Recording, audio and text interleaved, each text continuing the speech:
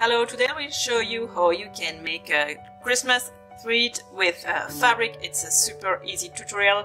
It will take about 1 hour to make the large wreath. The tutorial is to make the large one, which is about 30 centimeter diameter, which is about 12 inches, and the small one it's exactly the same tutorial except with a smaller strip of fabric, and the small one is about 20 centimeter diameter, which is 8 inches. So I hope you will enjoy sewing these beauties with me.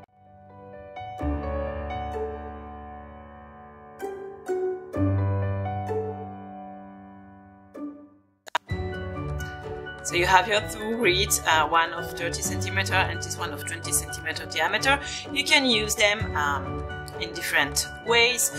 This one is perfect to hang in the front door, and you can hang the small one on windows or inside, but you can also use them together. I'll show you how.